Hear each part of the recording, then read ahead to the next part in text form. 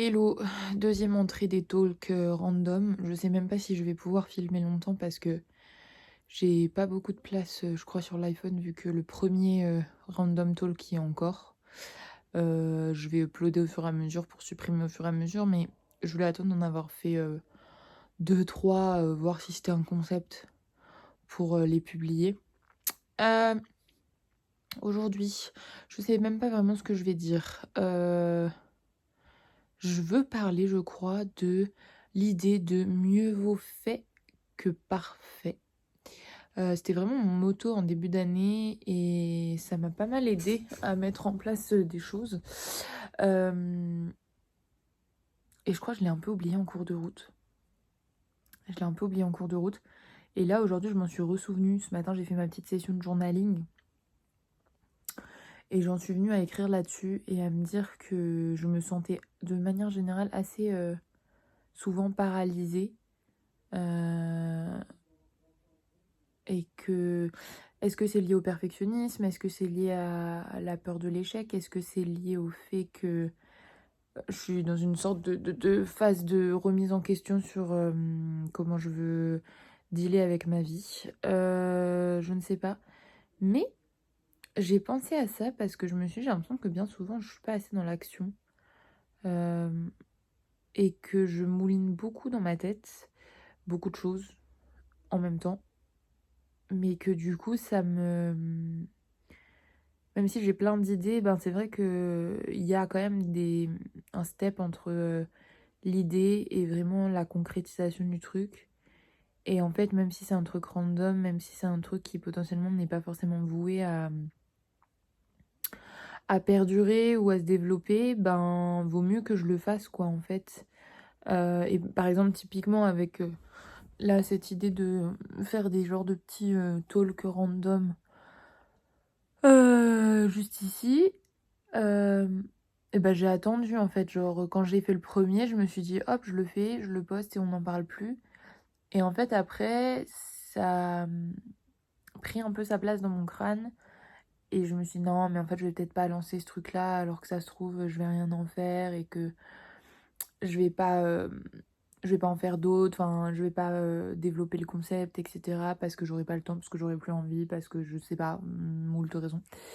Euh, Et du coup, ben, je l'ai pas fait. Enfin, je l'ai pas fait. Si, il est là et j'ai l'intention de le poster, mais euh, j'ai pas sauté le pas directement. Et je crois que c'est ça qui me manque, cette espèce de spontanéité de création, où je vais être plus dans une planification, parce que je vais rechercher de la cohérence, parce que je vais chercher de la finition, etc.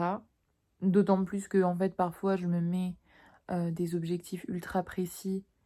Et en fait, après, je me fixe une deadline et du coup, je suis obligée de renoncer à certains trucs pour pouvoir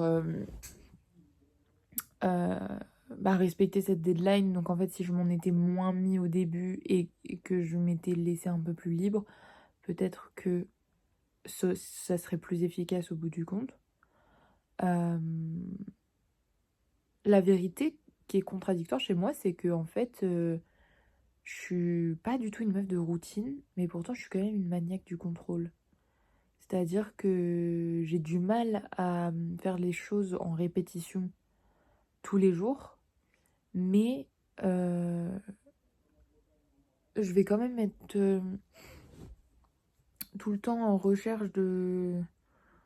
Oui, vous voyez, je suis avachie encore sur mon lit. Vous allez voir que je passe ma vie dans mon lit, c'est faux.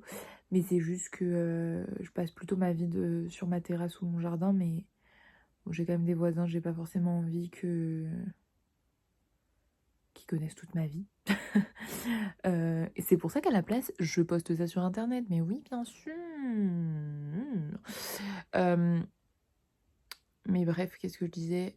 Ouais, je pense que parfois je suis un peu trop dans le contrôle. Et je pense que ça m'empêche de faire des choses, ça m'empêche de me jeter à l'eau et ça m'empêche de croire vraiment dans mon truc, quoi. Et c'est vrai que la croyance, c'est un autre bail. Euh, je crois que je suis pas assez dans l'estime de moi pour croire que mon projet peut fonctionner et du coup pour prendre des mesures un peu de mise à nu en mode démarcher, vendre mon projet, etc. Parce que en fait, c'est ultra vulnérable et que ben, quand j'en parle, je suis un peu en minimisation du truc, en disant oui, je gribouille quoi, hein, voilà, je fais un petit dessin vite fait quoi, je bidouille mon truc. Et je vais pas le vendre comme un truc de haut de gamme, comme un truc technique, comme un truc de prestige, comme un truc que je travaille dur. Et aussi comme un projet courageux. C'est vrai que j'ai eu souvent des retours de gens divers et variés qui me disaient ouais, quand même c'est courageux de faire ça parce que bah effectivement il y a cette précarité, je suis un peu ébouriffée là, c'est un peu dérangeant pour moi. Pour vous, je pense qu'on s'en fiche, mais moi ça me dérange. Euh, et c'est vrai que ouais, j'ai souvent tendance à minimiser mon truc quoi, mais pourtant à me mettre une pression assez intense dessus. Écoutez, peut-être ça va couper en plein milieu d'une phrase à cause de ce truc de mémoire, mais si ça coupe, bah ce sera comme ça. J'ai envie de dire, c'est le jeu. Hein, je vais pas me faire suer à genre vider mon téléphone et machin et trucs. Je l'ai fait la dernière fois, mais ça m'a saoulé. Donc j'ai envie de dire, ce sera comme ce sera, c'est le principe. Donc ouais, je crois que le mot du jour, c'est d'être plutôt dans l'action. Et de pas attendre peut-être de savoir faire le truc parfaitement avant de le faire. C'est ce truc qu'on dit souvent, si t'as peur, saute. J'ai l'impression que moi je vais le faire, c'est-à-dire qu'en ce moment, pour des trucs qui ont rien à voir, hein, d'ailleurs, rien à voir avec la créa, rien à voir avec mon business, etc. Je suis pas mal dans le dépassement de mes peurs. Enfin, il y a plein de trucs où je crois que j'ai peur et quand je le fais, je suis en mode non, mais ça va, en fait, j'y arrive. Euh, ou des trucs où je me challenge, où je me dis, ouais, je suis pas sereine, mais j'ai pas envie de me priver de cette expérience, donc j'y vais. Donc je me découvre un côté un peu courageux. Mais quand il s'agit de mon business et que c'est lié au professionnel, que c'est lié à un truc un peu lucratif, que c'est lié forcément au financier, que c'est lié aussi à la notion de carrière, et ben là tout de suite je suis beaucoup plus frileuse et aussi parce que c'est entre moi et que je vais beaucoup me juger et que aussi il y a un enjeu en fait. Et alors que quand c'est pour du loisir, quand c'est dans la vie quotidienne, bon ben c'est des trucs si je le fais pas il va rien se passer, c'est juste moi, je vais me priver d'une expérience. Alors que là, ben, derrière, il y a une pression de la réussite en fait. Et là, par exemple, j'étais en train de planifier, euh, on va dire, ma collection pour la réouverture de ma boutique en ligne, que au passage, je n'ai absolument pas teasé. J'ai un peu disparu d'Instagram, j'avoue. Je vais peut-être faire un genre de post, de genre de photos de dump, de trucs que j'ai fait récemment. Je sais pas trop encore si je vais partir là-dessus. J'étais en train de planifier ça et en fait, bon déjà le concept même de planifier le truc, c'est parce que j'ai envie d'avoir une cohérence dans la collection et aussi d'avoir suffisamment de pièces à vendre, parce que j'ai envie de tabler sur des originaux principalement et aussi augmenter mes gammes de prix. Ça fait partie de mon travail d'appréciation de ce que je crée, parce que là j'ai moins envie de faire des trucs en série que je vais vendre à des prix moindres. J'ai envie de plus entrer dans le secteur plus collection haut de gamme, euh, et du coup dans le game des originaux. Mais il y aura peut-être 2 prints, je pense. Quelque chose comme ça. Mais du coup, on sera plus sur des pièces uniques. Donc ça, déjà, il est là le travail de valorisation. Sauf qu'en fait, en faisant ça, je me crée aussi une forme de pression énorme du truc de l'original en mode, il y en aura qu'un en fait. Donc il faut qu'il soit forcément incroyable. Sauf qu'en fait, dans ce que je crée, je peux pas tout aimer. Enfin, c'est rare que si je fais une série... par exemple, j'avais fait une petite série d'aquarelles florales. J'en avais fait une vingtaine. Bon, bah forcément, je crois que j'en avais fait 26 ou 27, quelque chose comme ça. Enfin, sur les 27, j'aimais pas les 27, quoi. Enfin, je veux dire, voilà. C'est pas grave, j'ai tout vendu. Mais du coup, là, je me sens un peu rouillée par rapport à ça. Et je me dis, ouais, mais si je fais ça et que j'aime pas, j'ai perdu du temps et nanani nanana. C'est vrai que il y a une pression du truc en fait, qui conditionne vachement ma façon de créer. Et, et puis il y a ce truc de me dire mais je vais pas sortir ça alors que potentiellement c'est pas parfait. Là par exemple je me suis essayée à des petits objets sculptés on va dire. Alors c'est pas de la vraie céramique, hein, c'est de la terre mais elle ne l'est pas passée au four, hein, donc c'est des petits objets. Euh, et en fait je suis direct en dépréciation du truc en me disant mais c'est pas lisse, techniquement, c'est peut-être pas parfait, et puis c'est pas de la vraie céramique parce que bah, je suis pas céramiste en fait. Donc c'est moins intéressant parce qu'il n'y a pas d'usage alimentaire, donc c'est plus des objets ben, décoratifs ou ce genre de choses, donc ça va moins plaire. Ce qui est bête parce qu'en soi, moi la première, je vais rechercher des objets qui sont pas lisses et qui sont assez uniques et j'aime en fait les défauts souvent dans des pièces artisanales. Donc c'est compliqué d'avoir ce recul-là, je trouve. Euh, et du coup aujourd'hui, j'essaie vraiment d'être dans ce mood de mieux vaut fait que parfait parce que je crois que je suis dans un temps assez charnière où il faut que je passe à l'action en fait. Et j'arrête de trop réfléchir. Euh, c'est vrai que pour d'autres secteurs de ma vie, je réfléchis énormément. Je dois trouver du travail, un travail alimentaire absolument. J'ai pas le choix, c'est comme ça. Non pas que j'ai envie, mais c'est la vie. Euh, et c'est un grand moment de questionnement sur comment envisager le truc et aussi une grosse remise en question sur ma vision du marché du travail, ma vision de mes diplômes aussi, de mon parcours scolaire, de mes choix de vie. Et du coup, il y a une forme de désillusion et de remise en question qui est assez difficile à gérer.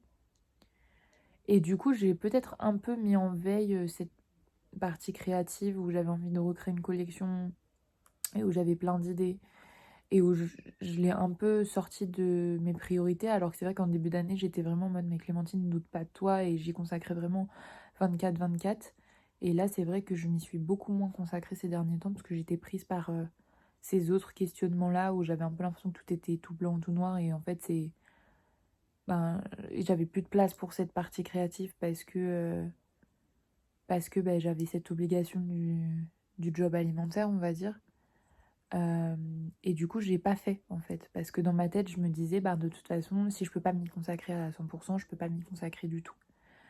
Euh, et du coup, bah, après, enfin, je veux dire, je l'ai quand même dans le fond de la tête, quoi. J'ai quand même envie de concrétiser le truc. Et là, aujourd'hui, je me suis dit, mais en fait, mieux vaut que je lance quand même le truc, même si, bah, après, je dois arrêter ou j'ai moins de temps pour m'y consacrer ou plus de temps du tout dans une certaine période ou que sais-je.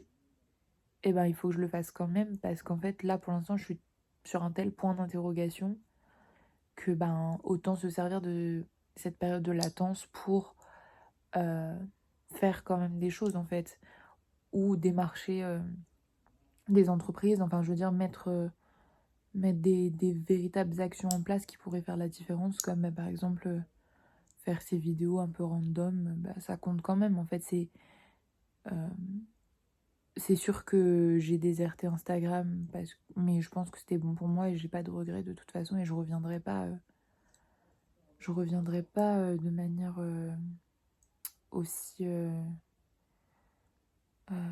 comment dire, obsessionnelle que j'ai pu l'être vis-à-vis des chiffres, etc. Ça m'a saoulée.